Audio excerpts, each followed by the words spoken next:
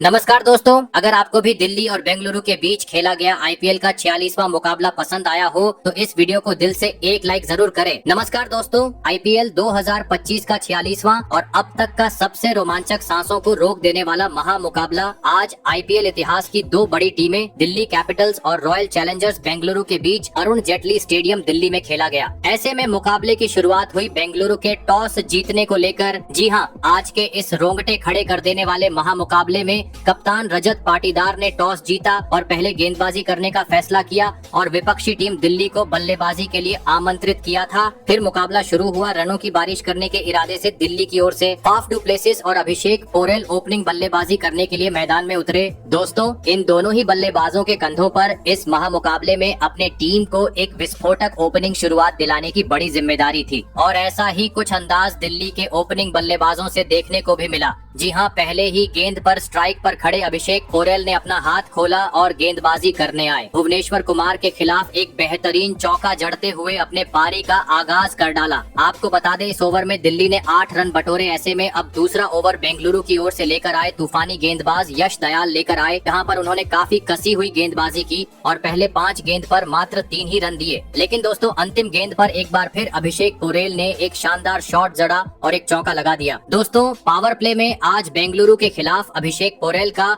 कुछ अलग ही तूफान मैदान पर नजर आ रहा था, क्योंकि तीसरा ओवर लेकर आए भुवनेश्वर कुमार की एक बार फिर अभिषेक पोरेल ने बुरी तरह पिटाई कर दी और इस ओवर में 2 गगनचुंबी छक्के जड़ते हुए 17 रन बना डाले और पहले 3 ओवर में ही दिल्ली को 32 रनों तक पहुंचा दिया। ऐसे में दिल्ली के रफ्तार को देख रजत पाटीदार ने चौथे ओवर की जिम्मेदारी इस गेंदबाज जोश हेजलवुड के कंधों पर दी और दोस्तों, जोश हेजलवुड ने भी कप्तान पाटीदार का यह फैसला सही साबित करके दिखाया और आते ही कमाल कर डाला और ओवर की चौथी गेंद पर पावर प्ले में विस्फोटक बल्लेबाजी कर रहे अभिषेक पोरेल को विकेट कीपर जितेश शर्मा के हाथों कैच आउट करवाते हुए जल्दी ही दिल्ली को एक बड़ा झटका दे दिया। आपको बता दें, अभिषेक पोरेल 11 गेंद में 28 रन की पारी खेल आउट हुए। ऐसे में पहला विकेट गिर जाने के बाद अब दिल्ली की ओर से मैदान में उतरे अनुभवी बल्लेबाज करुण नायर और आते ही उन्होंने अपने बल्लेबाजी का नमूना पेश करते हुए पारी की दूसरी ही गेंद पर एक पुल शॉट जड़ते हुए चौका जड़ दिया। लेकिन दोस्तों, इतनी धमाकेदार तरीके से पारी का आगाज करने के बावजूद वह आज बेंगलुरु के खिलाफ एक बड़ी पारी खेलने से पूरी तरह चूक गए और अगले ही ओवर में गेंदबाजी करने आए यश दयाल के खिलाफ गगनचुंबी छक्का जड़ने के चक्कर में भुवनेश्वर कुमार को एक आसान सा कैच थमाकर पवेलियन का रास्ता नाप लिए। आपको बता दे,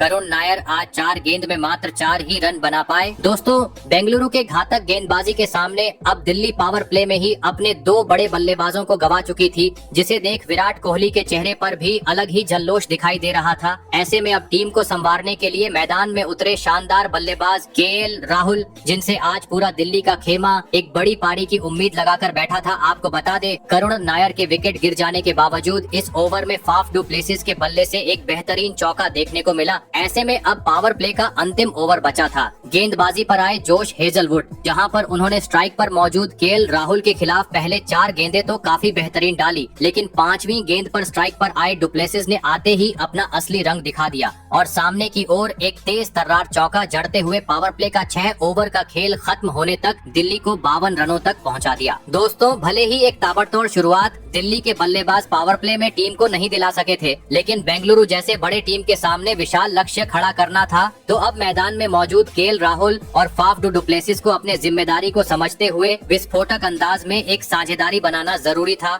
लेकिन दोस्तों, पावर प्ले के बाद अचानक से दिल्ली की रन गति मानो जैसे थम सी गई। जी हाँ, क्योंकि पावर प्ले के बाद 7वां ओवर स्पिनर गेंदबाज सुयाश शर्मा लेकर आए, जहां पर उन्होंने काफी किफायती गेंदबाजी डाली और दिल्ली के बल्लेबाजों को मात्र 5 ही रन बटोरने ने दिए। फिर गेंदबाजी पर आए 8वां ओवर लेकर कुणाल पांड्या और दोस्तों, इस ओवर में भी मैदान में मौजूद दोनों ही दिल्ली के बल्लेबाज बड़ा शॉट खेलने में सफल नहीं हो पाए और इक्का दुक्का ही रन इस ओवर में भी देखने को मिले। दोस्तों, पावर प्ले के बाद जैसे ही स्पिनर गेंदबाजों ने कमान संभाली थी, दिल्ली के बल्लेबाज अब दबाव महसूस करने लगे थे, क्योंकि दोनों ही बल्लेबाज बड़ा शॉट खेलने का प्रयास तो कर रहे थे, लेकिन गेंद इतनी घूम रही थी कि बल्ले और गेंद का दूर दूर तक संपर्क ही नहीं हो रहा था और इसी के चलते दबाव बढ़ता जा रहा था। लेकिन दोस्तों, तभी मैच के 9वें ओवर में अंततः स्ट्राइक पर मौजूद केएल राहुल अपने बेड़ियों को तोड़ते हुए नजर आए, जहां पर उन्होंने गेंदबाजी करने आए सुयश शर्मा के खिलाफ चौथी गेंद पर स्वीप शॉट लगाते हुए एक बेहतरीन चौका लगा दिया। लेकिन दोस्तों इस ओवर में चौका जड़ने के बावजूद दिल्ली के बल्लेबाज मात्र 6 ही रन बटोर पाए। और दोस्तों इसी धीमी बल्लेबाजी के बीच अगले ओवर में दिल्ली को और एक बड़े झटके का सामना करना पड़ा। जी हां, जहां पर गेंदबाजी पर आए कुणाल पांड्या ने अपने स्पिनर गेंदबाजी के जाल में ओपनिंग बल्लेबाज फाफ डू प्लेसिस को फंसाया और ओवर की चौथी गेंद पर विराट कोहली के हाथों कैच आउट करवाते हुए दिल्ली को इस मुकाबले का तीसरा झटका दे दिया। आपको बता दें फाफ डू प्लेसिस 26 गेंद में 22 रन की एक खराब पारी खेल आउट हुए। दोस्तों पहले ही अभी तक दिल्ली की इस मुकाबले में बल्लेबाजी काफी खराब रही थी और इन 3 बड़े बल्लेबाजों के आउट होने के चलते अब पूरी तरीके से दिल्ली के खेमे में दबाव दिखाई देने लगा था। ऐसे में अब केएल राहुल का साथ निभाने मैदान में उतरे कप्तान अक्षर पटेल लगा आते ही अक्षर पटेल ताबड़तोड़ अंदाज में अपना पारी का आगाज करेंगे। लेकिन दोस्तों इसके बाद 11वां ओवर यश दयाल लेकर आए, जहां पर स्ट्राइक पर खड़े अक्षर पटेल पहले 5 गेंद पर मात्र 2 ही रन बना पाए। लेकिन अंतिम गेंद पर एक बार फिर से बल्लेबाज केएल राहुल ने अपना क्लासिक अंदाज दिखाया और एक कट शॉट जड़ते हुए चौका लगा दिया। वहीं अगले ओवर में सुयाश शर्मा के खिलाफ नए बल्लेबाज अक्षर पटेल ने भी अपना हाथ खोला और पीछे की ओर एक जोरदार चौका जड़ दिया। दोस्तों पिछले 2 ओवर में अब दिल्ली के बल्लेबाजों से 2 बेहतरीन चौके देखने को मिल चुके थे, लेकिन चौका लगाने के बावजूद दोनों ही बल्लेबाज उस ओवर को 20 से 25 रन के बड़े ओवर में तब्दील करने में अभी तक सफल नहीं हो पा रहे थे। ऐसे में अब 13वां ओवर लेकर आए एक बार फिर स्पिनर गेंदबाज कुणाल पांड्या। लेकिन दोस्तों इस बार आते ही स्ट्राइक पर खड़े अक्षर पटेल ने पांड्या का समाचार लिया और एक गगनचुंबी छक्का जड़ दिया। लेकिन इसके बाद फिर इक्का दुक्का ही रन अक्षर पटेल और केएल राहुल बना पाए। दोस्तों स्पिनर रहो या तेज गेंदबाज, दिल्ली के बल्लेबाजों से काफी निराशाजनक खेल आज अरुण जेटली स्टेडियम पर देखने को मिल रहा था, जिसे देख प्रशंसक भी काफी निराश थे। ऐसे में अब 14वां ओवर में दिल्ली के बल्लेबाजों पर दबाव बढ़ाने रजत पाटीदार ने गेंदबाजी पर बुलाया। एक बार फिर तूफानी गेंदबाज जोश हेजलवुड, जहां पर हेजलवुड की पहले ही गेंद पर क्लासिक राहुल ने एक बार फिर अपना बेहतरीन खेल दिखाया और एक शानदार लपेटते हुए चौका जड़ दिया। लेकिन दोस्तों इस चौके का दबाव हेजलवुड ने खुद पर बिल्कुल नहीं आने दिया और 2 गेंद बाद ही अपने गेंदबाजी का जादू बिखरते खेलते हुए स्ट्राइक पर आए। अक्षर पटेल को अंदर आई हुई गेंद पर सीधा क्लीन बोल्ड करते हुए दिल्ली के मुश्किलों को और बढ़ा दिया। आपको बता दें अक्षर पटेल आज 13 गेंद में मात्र 15 रन की पारी खेल पाए। दोस्तों अंतराल समय से विकेट गिर जाने के चलते दिल्ली की स्थिति वक्त के साथ बद से बदतर होती जा रही थी। पूरी तरीके से बेंगलुरु के गेंदबाजों ने दिल्ली के बल्लेबाजों पर शिकंजा कस लिया था, क्योंकि 105 रन ही अभी तक स्कोर बोर्ड पर लगे थे और दिल्ली अपने 4 बड़े बल्लेबाजों को गंवा चुकी थी। ऐसे में अब मैदान में उतरे ट्रिस्टन स्टब्स 15वां लेकर आए। एक बार फिर स्पिनर गेंदबाज सुयश शर्मा, और इस बार भी सुयश शर्मा ने काफी किफायती गेंदबाजी डाली और सेट बल्लेबाज केएल राहुल को एक भी बड़ा शॉट नहीं जड़ने दिया और यह ओवर भी काफी शांत रहा। दोस्तों आज के मुकाबले में सुयश शर्मा से काफी उम्दा गेंदबाजी देखने को मिल रही थी, क्योंकि उन्होंने अपने 4 ओवर के स्पेल में दिल्ली के खिलाफ आज मात्र 22 रन ही लुटाए थे। लेकिन दोस्तों बेंगलुरु के सामने अब विशाल लक्ष्य खड़ा करना था, तो अब मैदान में मौजूद नए बल्लेबाज ट्रिस्टन स्टब्स और केएल राहुल को धमाल मचाते हुए हर ओवर में चौकों छक्कों में डील करना जरूरी था, क्योंकि अब मात्र अंतिम 30 गेंद का खेल बचा था। ऐसे में अब 16वां ओवर लेकर आए एक बार फिर कुणाल पांड्या, जहां पर यह ओवर भी बेंगलुरु ने अपने हित में किया और दिल्ली के बल्लेबाजों को मात्र 9 ही रन बनाने दिए। दोस्तों T20 मुकाबले में मानो जैसे वनडे की बल्लेबाजी मैदान पर देखने को मिल रही थी, क्योंकि 20 ओवर खत्म होते जा रहे थे, लेकिन दोनों ही बल्लेबाजों से बड़े शॉट का इंटेंट बिल्कुल नहीं देखने को मिल रहा था। और इसी बीच अगला ओवर लेकर आए बेहतरीन गेंदबाज भुवनेश्वर कुमार ने आतंक मचा डाला और एक ही ओवर में दिल्ली के 2 बड़े बल्लेबाजों को पवेलियन का रास्ता दिखा दिया। जी हां, पहले दूसरी गेंद पर सेट हुए बल्लेबाज केएल राहुल को बाउंड्री के पास कैच आउट करवाते हुए पवेलियन भेजा, तो वही 2 गेंदबाज मैदान में उतरे नए बल्लेबाज आशुतोष शर्मा का भी क्लीन बोल्ड करते हुए पत्ता साफ कर दिया। आपको बता दें केएल राहुल 39 गेंद में 41 रन की संघर्षपूर्ण पारी खेल आउट हुए, तो वही आशुतोष शर्मा आज बेंगलुरु के खिलाफ मात्र 2 ही रन बना सके। दोस्तों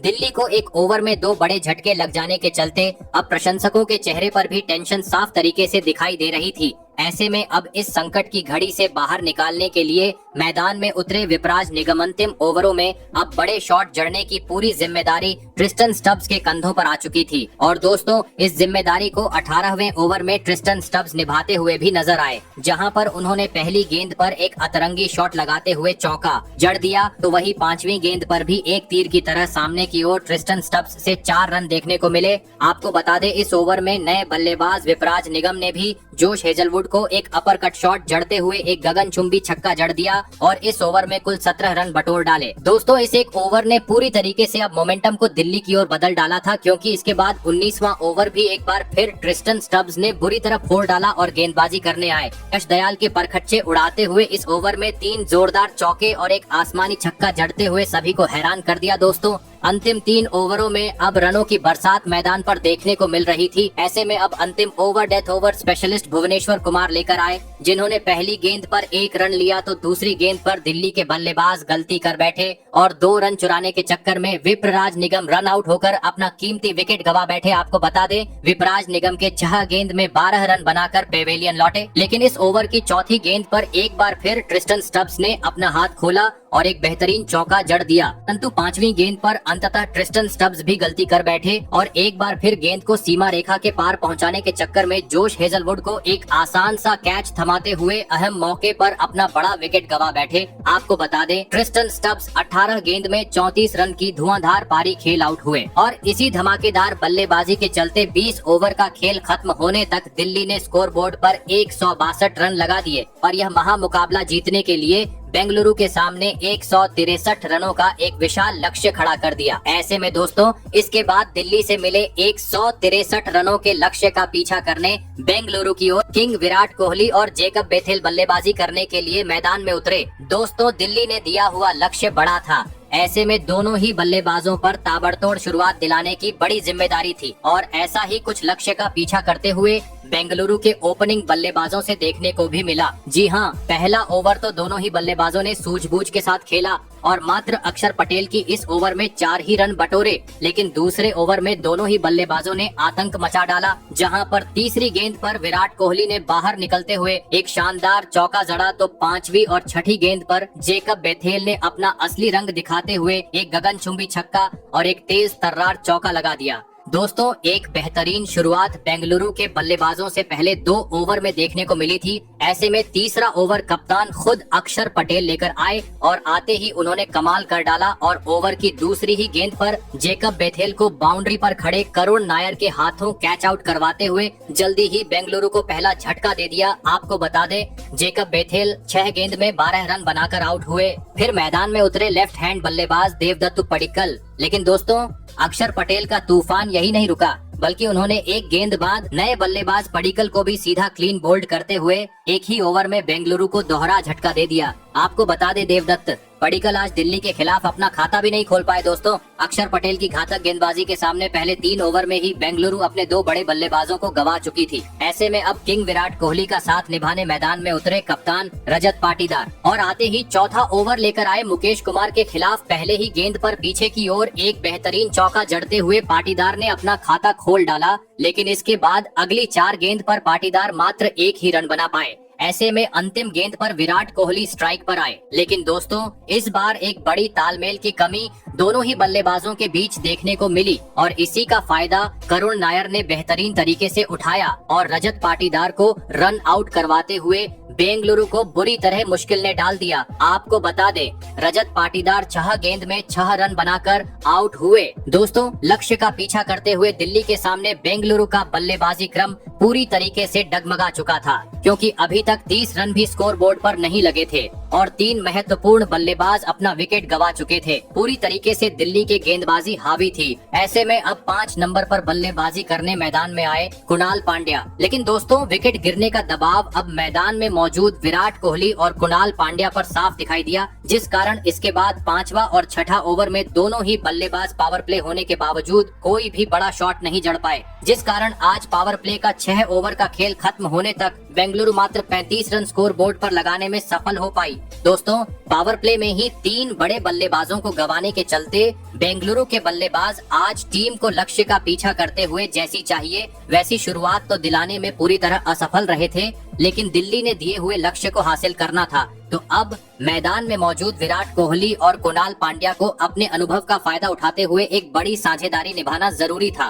और ऐसी ही कुछ झलकियां पावर प्ले के बाद अगले ही यानी 7वें ओवर में देखने को भी मिली, जहां पर गेंदबाजी करने आए विपराज निगम के खिलाफ तीसरी गेंद पर कुणाल पांड्या ने सामने की ओर एक बेहतरीन चौका जड़ दिया। लेकिन दोस्तों इसके बाद विपराज से काफी कसी हुई गेंदबाजी देखने को मिली और इस ओवर में बेंगलुरु मात्र 7 ही रन बटोर पाई। फिर 8वां ओवर लेकर आए दिल्ली के बेहतरीन गेंदबाज कुलदीप यादव और इस ओवर में कुलदीप यादव ने कंजूसी भरी गेंदबाजी की और स्ट्राइक पर खड़े कुणाल पांड्या को मात्र 2 ही रन बनाने दिए। दोस्तों पावर प्ले खत्म होने के बावजूद मैदान में मौजूद विराट कोहली और कुणाल पांड्या से काफी धीमा खेल देखने को मिल रहा था, क्योंकि इसके बाद 9वां ओवर लेकर आए चमीरा ने भी काफी सही लाइन और लेंथ से गेंदबाजी की और दोनों ही बल्लेबाजों को एक भी बड़ा शॉट नहीं लगाने दिया, जिस कारण इस ओवर में भी इक्का दुक्का रन ही देखने को मिले। हर गेंद के साथ बेंगलुरु के बल्लेबाजों पर दबाव बढ़ाते जा रहा था। ऐसे में अब 10वां ओवर कुलदीप यादव लेकर आए, जहां पर अंततः 19 गेंद बाद विराट कोहली ने अपना असली रंग दिखाया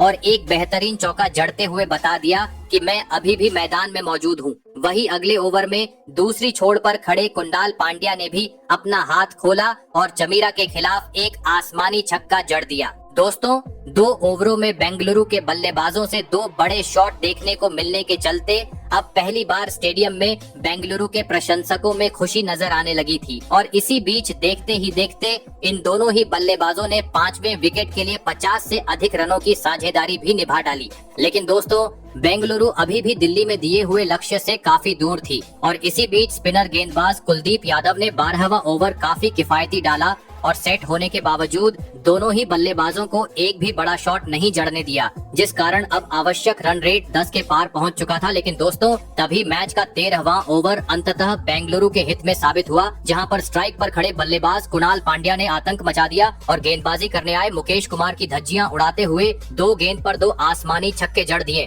दोस्तों पांड्या पावर आज अरुण जेटली स्टेडियम पर देखने को मिल रही थी, क्योंकि इसके बाद अगले ओवर में भी कुणाल पांड्या ने अपना अनोखा अंदाज दिखाया और कुलदीप यादव के खिलाफ एक स्टेडियम पार छक्का जड़ दिया। बता दूं कुणाल पांड्या के यह छक्का इतना खूबसूरत था कि नॉन स्ट्राइक पर खड़े विराट कोहली भी उनकी तारीफ करते हुए नजर आए। दोस्तों इन 2 ओवरों में पूरी तरीके से मोमेंटम को बेंगलुरु की ओर लाकर खड़ा कर दिया था, क्योंकि इसके बाद अगले ओवर में एक बार फिर कुणाल पांड्या ने एक बेहतरीन शॉट जड़ा और दिल्ली के खिलाफ इस महामुकाबले में अपना धमाकेदार 50 जड़ दिया। आपको बता दें कुणाल पांड्या ने 38 गेंद में अपने 50 रन पूरे किए, जो 9 साल बाद उनका आज का यह पहला अर्धशतक है। लेकिन दोस्तों अब मुकाबला अपने अंतिम चरण की ओर बढ़ते जा रहा था। आखिरी 24 गेंद पर बेंगलुरु को जीत के लिए 30 रनों की जरूरत थी। गेंदबाजी पर आए मुकेश कुमार, जिन्होंने पहले 4 गेंदें तो काफी बेहतरीन डाली, लेकिन 5वीं और 6ठी गेंद पर स्ट्राइक पर आए कुणाल पांड्या ने एक बार फिर अपने बेहतरीन बल्लेबाजी का नमूना पेश किया और 2 जोरदार चौके जड़ डाले।